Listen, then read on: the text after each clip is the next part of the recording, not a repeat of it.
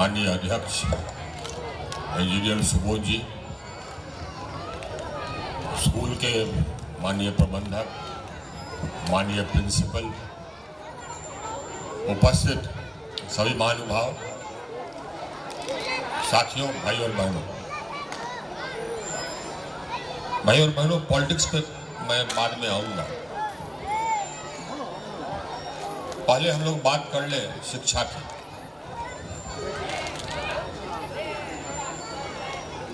क्योंकि शिक्षा में ही निहित है हमारा देश का भविष्य। सब शांत हो जाइए लोग। ठीक, हम शिक्षा में ही निहित है हमारे देश का भविष्य। हम लोग सभी शिक्षा को देखते हैं अपने भविष्य के तौर पर। हमारा बच्चा पढ़ जाएगा तो अच्छा नौकरी करेगा, अच्छा इनकम होगा, हमारा परिवार आगे बढ़ेगा। लेकिन सभी लोग अगर अच्छे करेंगे, सभी बच्चे अगर अच्छा करेंगे तो देश का विकास होगा। अब बिना शिक्षा के देश का विकास नहीं हो सकता। लेकिन जो शिक्षा हम दे रहे हैं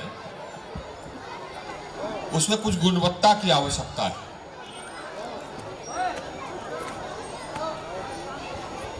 और शिक्षा के बारे में जो मूल बिंदु है, वो मूल बिंदु न तो माँ बाप समझ पाए हैं और न ही शिक्षकगण समझ पाए हैं, माफ कीजिएगा, और न ही शिक्षण प्रशासन के लोग समझ पाए। नेता लोग तो नहीं समझ पाए हैं क्योंकि आधे से ज्यादा नेता तो अनपढ़ हैं। अब क्या देश का होगा भगवान जाने। जो आपको चलाने वाला अनपढ़ है तो क्या होगा देश का, आप समझ सकते हैं। इसके लिए भी आप ही लोग जिम्मेदार हो। जैसे सोचिएगा, जैसे नेता को चुनिएगा वैसा देश बनेगा और आप लोग भुगतिएगा। भ्रष्ट को चुनिएगा, चरित्रहीन को चुनिएगा तो भ्रष्टाचार पनपेगा, अपराध पनपेगा। ये हम पहली बार नहीं कह रहे हैं। आराम में हर कोने में हम यही कहते आए हैं 10 साल से। लेकिन लगता है कि लोग जात पात के भावना में बह करके इसको समझ नहीं पाते और उसके बाद कहते हैं कि बहुत भ्रष्टाचार बा हो। तो होगा ही। हर परिमार्जन में 50,000 रुपया लगेगा, 10,000 रुपया लगेगा। गरीब आदमी को प्रधानमंत्री आवास योजना में 30,000 रुपया घूस लगेगा क्योंकि आपने चुना ही ऐसा नेता सब है, तो भुगतिए। और साथ ही साथ ये व्यवस्था भी चरमराती है। अब शिक्षा व्यवस्था देख लीजिए साहब, जिसको थोड़ा सा भी पैसा है या जिसको खेत है, खेत बेच करके बेटा को भेजता है बाहर पढ़ने के लिए। दिल्ली भेजेगा, बंबई भेजेगा, पूना भेजेगा, बेंगलोर भेजेगा। यहाँ पढ़ाई नहीं। स्कूल में थोड़ा बहुत है भी तो कॉलेज में तो एकदम है नहीं है। बच्चा का अगर भविष्य संवारना है तो माँ बाप को लगता है कि भाई खेत बेचो, भेजो बच्चा। तो ये सरकार के फेलियर है, हम लोग का फेलियर। सरकार तो हम लोग चुनते हैं ना, हम लोग का फेलियर। इलाज है तो जाइए बाहर, लखनऊ जाइए, बनारस जाइए, चंडीगढ़ जाइए, दिल्ली जाइए। क्यों भैया? ये हमारा फेलियर और आपका फेलियर, क्योंकि आप ऐसे लोगों को चुने, ऐसे लोगों को आप सरकार में दिए। लेकिन आज हम बात कर रहे हैं उसकी नहीं।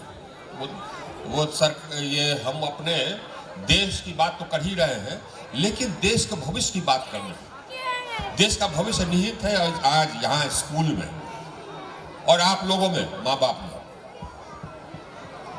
एक चीज समझ लीजिए, जितने शिक्षक लोग हैं, आप माँ बाप लोग, कि भाई पढ़ाने का एक तरीका होता। आप चाहिएगा कि बच्चा को रटवा करके हम बच्चा को साइंटिस्ट बना दें, नहीं बनेगा। जब तक कि वो समझेगा नहीं तब तक नहीं बनेगा।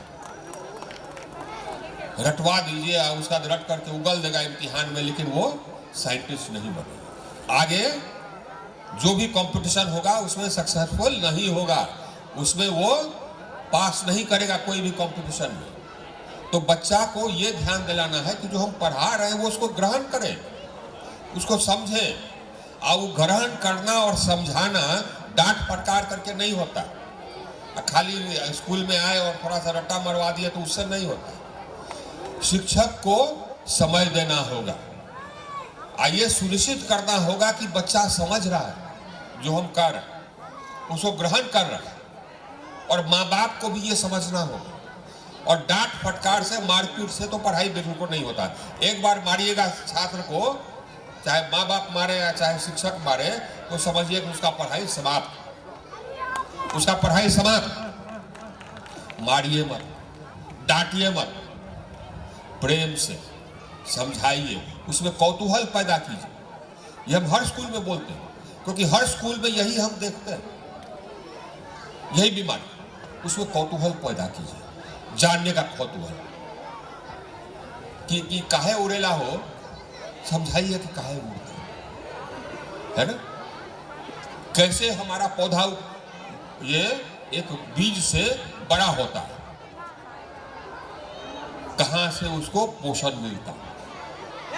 आप पोषण क्या है, सूर्य से क्या पोषण मिलता है ना, ये समझाइए। तभी जाकर के बच्चा आगे बढ़ेगा, कंपटीशन में सक्सेसफुल होगा। और हम लोग का तो सिलेबस वगैरह भी जो बना है ना, +2 वगैरह का, हम देख रहे थे, इतना बोझ लाद दिया जाता है छात्र पर कि छात्र करेगा क्या, वो रट्टा मारने में ही लगा रहता है। उसमें भी सुधार की आवश्यकता है। शिक्षा हमारा सबसे बड़ा विकास का सबसे बड़ा, अगर कोई इंस्ट्रूमेंट है, अगर कोई तरीका है विकास का सबसे महत्वपूर्ण, तो वो है शिक्षा।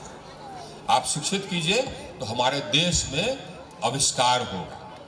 अभी क्या होता है, आविष्कार दूसरे देशों में होता है, उसको वहां पर बनता है चीज, यहाँ पर बेचता है। हम कोई चीज आविष्कार नहीं करते।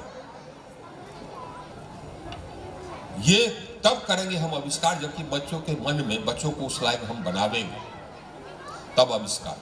और साथ ही साथ सरकार को भी करना होगा। अगर बच्चे के मन में कुछ है, आइडिया है, तो उसको सपोर्ट करने के लिए व्यवस्था देनी होगी, ये भी करना होगा। तो जितने शिक्षक हैं, जो प्रिंसिपल हैं, उनसे हमारा यही कहना है कि आप देश के भविष्य के साथ, देश के भविष्य के लिए आप जिम्मेवार हैं, उसके लिए जिम्मेवार हैं। और माँ बाप को भी यही समझना चाहिए कि ये देश का भविष्य हम पैदा करें। संस्कार, अब बच्चों में अच्छे संस्कार भी हैं। हम लोग स्कूल में थे तो मॉरल साइंस होता, क्लास होता, संस्कार पढ़ाया जाता। क्रिश्चियन स्कूल में सोचिए, हम नहीं पढ़ाते, पढ़ाना चाहिए, संस्कार पढ़ाना चाहिए।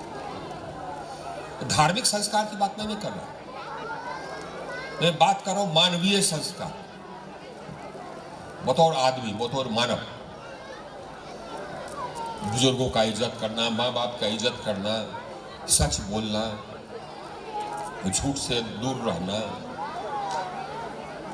है ना, ये बहुत आवश्यक है। क्योंकि जो आदमी, जिस आदमी में ये सब गुण नहीं है, वो आदमी भी आगे नहीं बढ़ सकता। लोगों का उस पर विश्वास ही नहीं रहेगा। ये ध्यान देने की बात।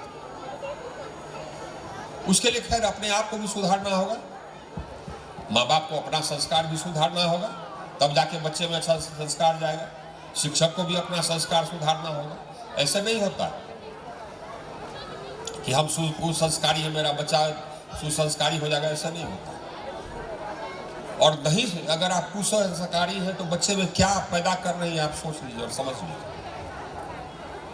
क्या करेगा जाकर के सोच लीजिए, समझ। हाँ, एक रास्ता तो ये है, गुंडागर्दी करेगा नेता बन जाएगा, ये तो है ही है, लेकिन शर्म की बात है ना, ये शर्म की बात। या क्रिमिनल है, क्रिमिनल हो जाएगा नेता बन जाएगा, ये भी शर्म की बात है। इसमें भी सुधार लाने की जरूरत है ये, लेकिन आज का टॉपिक नहीं, ये आज का ये नहीं। अब आइए पॉलिटिक्स पर। कह रहे थे सहयोगी जी, भरत जी, देखिए भगवान ईश्वर को मैं धन्यवाद देता हूँ। आज तक मतलब ईश्वर का हम पर आशीर्वाद रहा, ये भी आशीर्वाद ही था। जिस समय कि मैं रिटायर किया, और रिटायर किया मतलब कि बाकी हमारे दोस्त साथी सहपाठी रिटायर किए, उसके बाद ही मैं रिटायर किया। एक तो बहुत जल्दी मैं सेवा में IAS में आ गया था, 21 साल की उम्र में। तो रिटायर किया तो 60 साल 6 महीना के बाद रिटायर किया। तो हमारे मन में लालसा थी। आज हम तो कलेक्टर रहे, कमिश्नर रहे, होम सेक्रेटरी रहे, नेताओं से तो जूझना पड़ता ही था, एसडीओ थे।